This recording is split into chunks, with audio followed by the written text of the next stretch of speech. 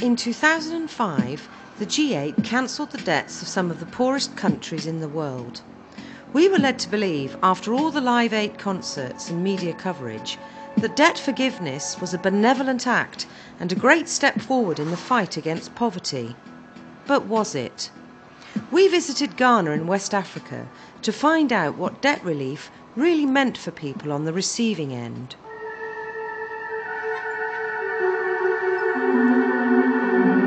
Thank you, Tony Blair. Thank you, Bob Geldof. Thank you, Bono, and thank you, Live 8 and G8, for providing a development for us. A development of HIPIC, development of dustbin, which we have not seen and we cannot provide for ourselves. Through your initiative of development, we now have dustbin, HIPIC dustbin. Thank you, Tony Blair.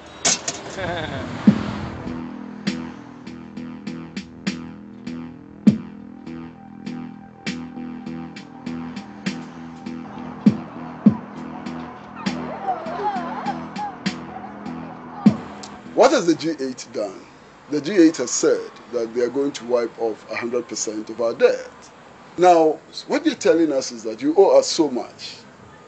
We are not going to take the money from you. You generate the money yourself through taxation, through your productive activity and so on. Don't pay it to us, keep it. But we are going to tell you how to invest that kind of money. It's incredible. Nobody would accept that anywhere in the world. I do not think that there's any country in the West which would accept that another country or another institution in a foreign land should be determining its priority and how it spends its money and so on. I think that's arrogance, really arrogant. We've seen, and we'll probably see more of these kind of HIPIC rainbows on schools and toilets, and I wonder what you make of that, or what Ghanaians must make of that. They are marketing it.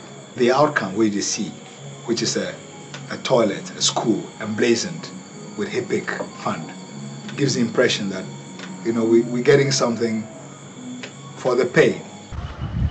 This is a toilet for Bisiasi, the HIPIC benefits.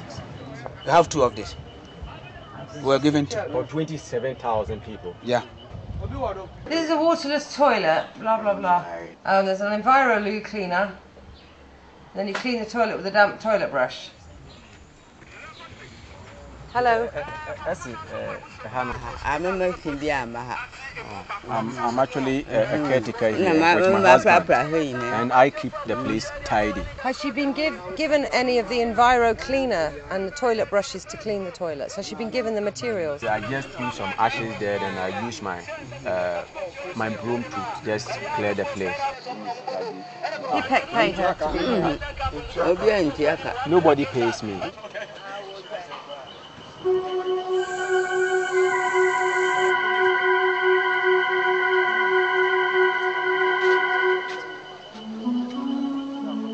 were building schools before HIPIC. We were building public toilets for people before HIPIC. All of a sudden, everything we do has a HIPIC label on it.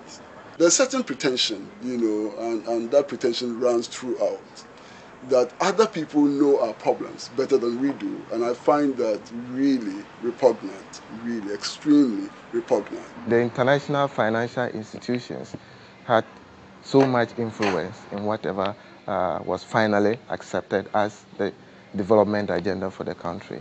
Conditions are being set. The government is told which areas those resources can be spent, which for us place so much limitation, so that if there's a condition which does not allow the government to invest so much resources into the production base of the economy, then we have a problem.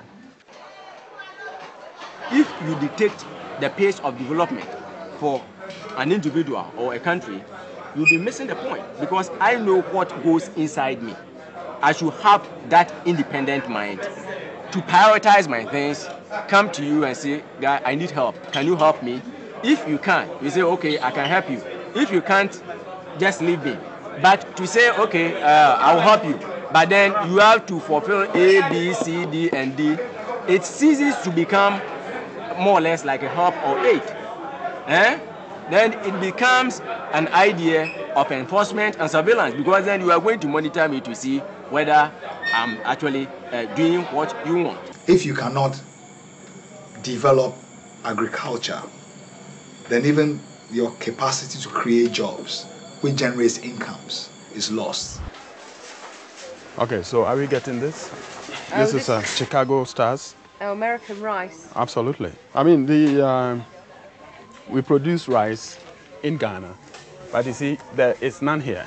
It doesn't even find space in the local supermarket, let alone getting exported. You know why? We don't have what it takes to make it better. Machinery, the expertise, the finances, have not got the infrastructure for industries. We don't have the money. The foreign direct investment is nil. Recently, it trickles in like, a drop of rain. That is what we need to add value to the commodities, the products that we have, to be able to export. And then we have fair trade. Until that, nobody should talk about trade because we have nothing to trade. But anyway, we need Chicago rice because Afife rice is absent here. The fact that for the next 20 years, even though Ghana will enjoy debt relief, Ghana will not have the free will to invest the resources generated into sectors that the country deems very important for the growth of the economy. I find that worrying. That is really worrying. I mean, with the poverty reduction strategy, what are we doing? Advancing small credits to women to do batik, to do soap production and so on. That would not take them out of poverty. They cannot earn enough to look after themselves when they fall sick and so on. So it's a whole facade. We have some of the Vaselines that we have done. We have the raw Vaseline here, which we use to do the Vaseline. This is the raw Vaseline.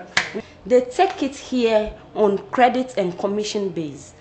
They go sell, then they bring the money to us. But I will say that this is not enough. Just look at this pot and this pot. For about 10 people starting it. But because we also do not have much funding, that was why we started like this. The concept of poverty reduction assumes that a certain level of poverty is tolerable. It's okay, yeah. And therefore, if you can reduce it to that level, then people are going to be comfortable with poverty. I don't think that any level of poverty is acceptable. Poverty cannot be alleviated sustainably unless there is economic growth. Now we are looking at poverty as if it was a thing unto itself. Poverty is a consequence, an important factor, but a consequence. If you don't solve the problem of growth and development, you will not solve the poverty problem. What we need now is growth. Let us send them our proposal and define the kind of development that we want. We say a country is democratic, then the country should have all the powers to decide what to do with its resources.